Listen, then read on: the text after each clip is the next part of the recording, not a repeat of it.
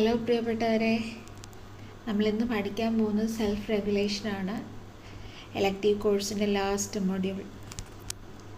Okay, ഈ self regulation എന്ന് പറയുന്ന ഒരു ഇൻഡിവിജ്വലിൻ്റെ എബിലിറ്റിയാണ് to monitor, control, modify the thought. Monitor ചെയ്യുക, കൺട്രോൾ ചെയ്യുക, അവരുടെ തോട്ടിനെ മോഡിഫൈ ചെയ്യുക, അല്ലെങ്കിൽ ഇമോഷൻസ്, ബിഹേവിയർ, ഇതിനെല്ലാം മോഡിഫൈ ചെയ്യുക. എന്തിനാണ് ഇത് ചെയ്യുന്നതെന്ന് വെച്ച് കഴിഞ്ഞാൽ പേഴ്സണൽ ഗോൾസ് അച്ചീവ് ചെയ്യാൻ, അല്ലെങ്കിൽ എൻവയോൺമെൻറ്റൽ ഡിമാൻഡുമായിട്ട് അഡാപ്റ്റ് ചെയ്യാനായിട്ടാണ്. ഓക്കെ, ഇനി ആൽബർട്ട് ബണ്ടൂറ പറയുന്നത് ഇങ്ങനെയാണ്: സെൽഫ് റെഗുലേഷൻ എന്ന് പറയുന്നൊരു ഇൻഡിവിജ്വലിൻ്റെ പ്രോസസ്സാണ്. അവിടെ ആക്ടിവേറ്റ് ചെയ്യുന്ന അല്ലെങ്കിൽ സസ്റ്റെയിൻ ചെയ്യുക behaviour, cognition, effects that is systematically oriented toward the attain of goal. അതായത് ഒരു ഗോൾ അച്ചീവ് ചെയ്യാൻ വേണ്ടിയിട്ട് നമ്മളവിടെ കാണിക്കുന്ന അല്ലെങ്കിൽ നമ്മളവിടെ ചെയ്യുന്നൊരു പ്രോസസ്സാണ് ഈ സെൽഫ് റെഗുലേഷൻ എന്നുകൊണ്ട് ഉദ്ദേശിക്കുന്നത്. ഇനി components of self regulation. Self റെഗുലേഷൻ്റെ കമ്പോണൻറ്റ്സ് എന്തൊക്കെയെന്ന് നോക്കാം. സെൽഫ് മോണിറ്ററിങ്, സ്വന്തമായിട്ട് മോണിറ്റർ ചെയ്യുക. ഒബ്സർവ് വൺസ് ബിഹേവിയർ, നമ്മൾ നമ്മുടെ ബിഹേവിയർ തന്നെ ഒന്ന് മോണിറ്റർ ചെയ്ത് നോക്കിക്കേ. സെൽഫ് ഇവാലുവേഷൻ, സ്വന്തമായിട്ടൊന്ന് ഇവാലുവേറ്റ് ചെയ്യുക. Comparing behaviour with standard of goals compare, അതായത് നമ്മളെ കമ്പയർ ചെയ്യണം. എൻ്റെ ഗോൾ ഞാൻ അച്ചീവ് ചെയ്യുന്നുണ്ടോ, എന്തുകൊണ്ട് ഞാൻ അച്ചീവ് ചെയ്യുന്നില്ല ഗോള്, അങ്ങനെയൊക്കെ. അല്ലാതെ നമ്മൾ പോയി മറ്റുള്ളവരെ തമ്മിൽ കമ്പയർ ചെയ്യണം എന്നല്ല ഉദ്ദേശിക്കുന്നത്. Self control, making adjustment to behaviour, നമ്മുടെ ബിഹേവിയറിന് കുറച്ച് അഡ്ജസ്റ്റ്മെൻറ്റുകൾ വരുത്തുക. സെൽഫ് കൺട്രോൾ, പെട്ടെന്ന് ദേഷ്യം വരുമെങ്കിൽ ആ ദേഷ്യം വരുന്ന കാരണങ്ങൾ എന്താണെന്ന് മനസ്സിലാക്കിയിട്ട് ആ ഒരു ദേഷ്യത്തെ കുറയ്ക്കാനായിട്ട് നോക്കുക. Okay, example: a student feels sleepy while studying. Okay, instead of scrolling through the phone, the student drink water, take short break and resume study. This shows control over impulses. അതായത് ഒരു കുട്ടി പഠിക്കുകയാണ്, പഠിച്ചുകൊണ്ടിരുന്നപ്പോൾ കുട്ടിക്ക് ഉറക്കം വന്നു. ഓക്കെ, ആ ഉറക്കം വന്ന സമയത്ത് പോയി ഫോൺ സ്ക്രോൾ ചെയ്യുന്നതിന് പകരം ആ കുട്ടി കുറച്ച് വെള്ളം കുടിക്കുന്നു, കുറച്ച് ബ്രേക്ക് എടുക്കുന്നു, പിന്നെ വീണ്ടും വന്ന് പഠിക്കുന്നു. അപ്പോൾ ആ ഫോൺ സ്ക്രോൾ ചെയ്യണം എന്ന് പറയുന്ന ഇമ്പൾസസിനെ കൺട്രോൾ ചെയ്യുകയാണ് അവിടെ ചെയ്യുന്നത്, അല്ലേ? അടുത്തത് ഗോൾസ്. എന്താ ഈ goal?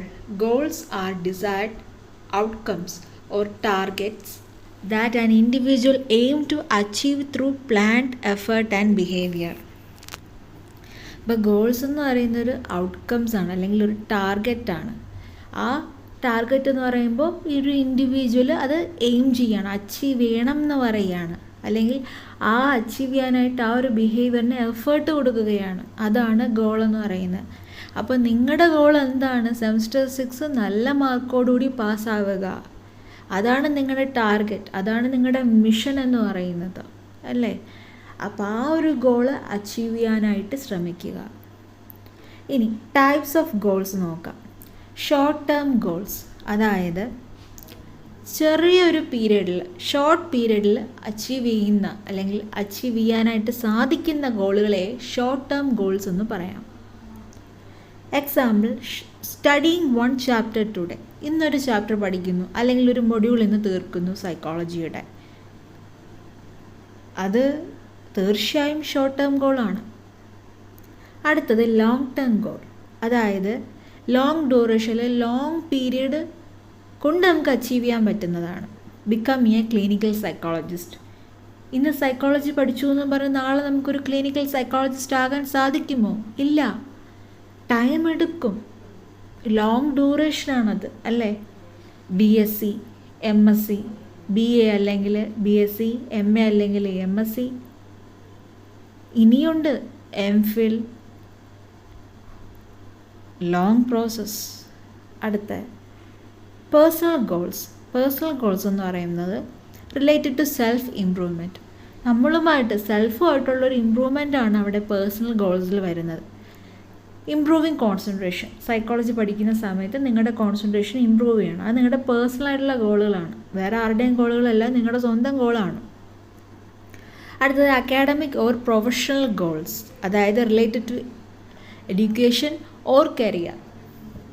Scoring high marks in exam. So simple. അപ്പോൾ ഇതിനൊക്കെ അടുത്ത് വരുന്ന ഓക്കെ, അപ്പോൾ ഇതിലൊക്കെ വരുന്ന ഗോളുകൾ ഏതെന്ന് ചോദിച്ചു കഴിഞ്ഞാൽ അക്കാഡമിക് ഓർ പ്രൊഫഷണൽ ഗോൾസ് എന്ന് നിങ്ങൾക്ക് ഇവിടെ പറയാൻ പറ്റണം. ഓക്കെ, അടുത്ത് സ്മാർട്ട് ഗോൾസ്, SMART. എസ് എന്ന് പറഞ്ഞാൽ സ്പെസിഫിക് ആയിട്ടുള്ളത്, എം എന്ന് പറഞ്ഞാൽ മെഷറബിൾ ആയിട്ടുള്ളത്, എ എന്ന് പറഞ്ഞാൽ അച്ചീവബിൾ ആയിട്ടുള്ളത്, ആർ എന്ന് പറഞ്ഞാൽ റിലവൻ്റ് ആയിട്ടുള്ളത്, ടി എന്ന് പറഞ്ഞാൽ ടൈം ബൗണ്ട് ചെയ്യുന്നത്. ഇതിനൊരു example, instead of saying I want to study more, a smart goal is I will study abdominal psychology for 2 hours daily at 6 PM. രണ്ടും തമ്മിൽ വ്യത്യാസമുണ്ട് അല്ലേ? എനിക്ക് കുറച്ചും കൂടെ പഠിക്കണം, I want to study more എന്ന് പറയുന്നതിനേക്കാളും നല്ലതാണ് സ്മാർട്ട് ഗോൾ എന്ന് പറയുന്ന ആ ഒരു കോൺസെപ്റ്റിൻ്റെ രീതി വെച്ച് നോക്കുമ്പോൾ I will study abdominal psychology for 2 hours daily at 6 PM. Daily 6 PM 2 hour ഞാൻ അബ്ഡോമിനൽ സൈക്കോളജി പഠിക്കും.